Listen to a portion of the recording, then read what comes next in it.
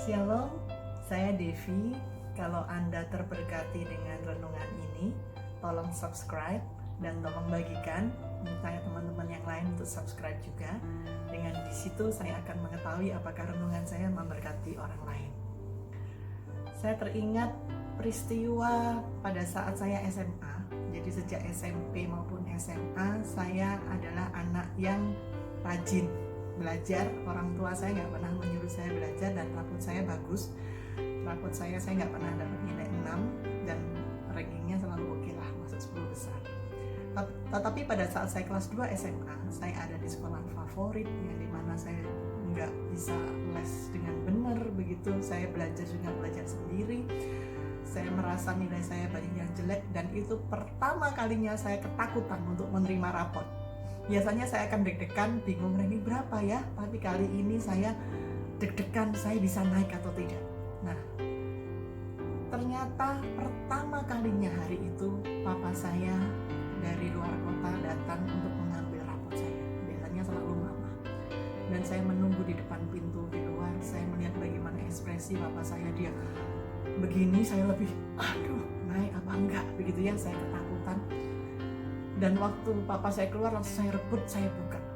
Waktu saya buka rapotnya, saya hampir menangis melihat nilainya. Memang saya naik, tapi nilai itu sangat tidak bagus. Jadi saya mendapat nilai 6 untuk pertama kalinya. Dan dengan ranking yang banyak sekali, saya hampir menangis. Dan saya takut dimarahin. Tapi apa yang terjadi? Papa saya cuma memandang saya, dia rangkul saya, dan dia tanya, ayo makan, mau makan apa? Sudah terkasih, saya membayangkan saya dimarahi. Saya merasa saya layak untuk dimarahi. Tetapi yang dilakukan papa saya, justru dia menenangkan saya. Karena dia tahu bahwa itu adalah kondisi yang berat bagi saya. Dan dia tahu pasti saya bukan melakukannya dengan sengaja. Saya makin, hati ini makin gak karu-karuannya. Hati ini makin ingin menangis, saya mencoba untuk menangis. Sudah terkasih, apa yang dilakukan papa saya sungguh luar biasa.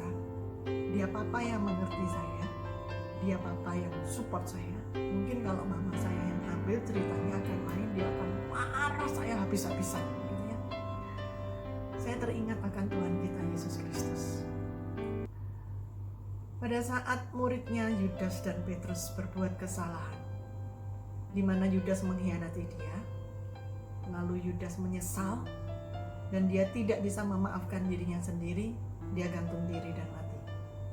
Petrus, dia pun sangat menyesal karena dia sudah menyangkal Yesus sedemikiannya dan dia gak sempat minta maaf sama Tuhan Yesus. Tetapi pada waktu wanita menemukan bahwa kubur Yesus kosong, malaikat mengatakan, katakan kepada Petrus dan murid-muridnya. Petrus adalah satu-satunya nama yang disebut untuk memberitakan. Petrus berubah dan dia menjadi luar biasa. Karena apa? Tuhan menciptakan setiap kita dengan suatu rencana yang indah dan luar biasa. Tuhan juga membuat rencana yang indah baik untuk Petrus maupun Yudas. Bedanya, Petrus memberikan kesempatan kepada Tuhan agar rencana Tuhan boleh terjadi kepada dia. Sedangkan Yudas sudah menutup kemungkinan bahwa rencana Tuhan yang terjadi atas Yudas tidak bisa terjadi karena Yudas sudah memutuskan untuk gantung diri. Saya rasa yang dilakukan papa saya pun sama. Papa saya percaya kepada saya, dia percaya bahwa saya akan mampu bangkit, bahwa saya akan mampu membuktikan bahwa ini kegagalan dan berikutnya saya tidak akan gagal. Dan saya membuktikan pada waktu kelas 3 saya masuk kembali 10 besar. Sudah terkasih. Bagaimana dengan kita? Ya, seringkali kita tidak memberikan kesempatan kepada Tuhan agar rencananya yang sudah Tuhan rencanakan akan kita boleh terjadi. Seringkali kita memutus rencana Tuhan dengan mengatakan, aku gak bisa, aku gak mampu, aku begini, aku begitu, dengan segala penghakiman yang kita berikan terhadap diri kita sendiri, sehingga rencana Tuhan tidak bisa terjadi atas kita. Sehingga kita yang memutuskan bahwa gak bisa, gak usah, selesai, harus begini, harus begitu. Saudara terkasih, pilihan ada di tangan kita.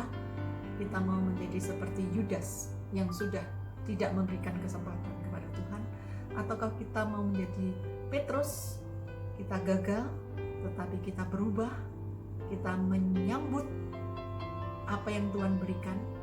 Petrus menyambut Roh Kudus, Petrus menerima Roh Kudus, Petrus berubah, Petrus bersama dengan Roh Kudus berkarya.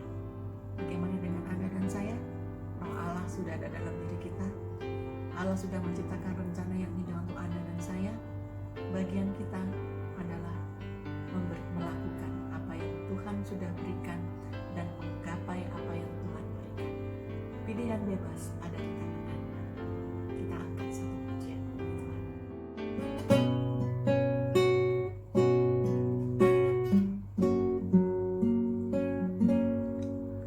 Tuhan tak pernah janji langit selalu biru, tetapi Dia berjanji selalu menyertai. Tuhan tak pernah janji jalan selalu rata, tetapi Dia berjanji berikan kekuatan. Jangan pernah menyerah, jangan berputus asa. Mujizat Tuhan ada saat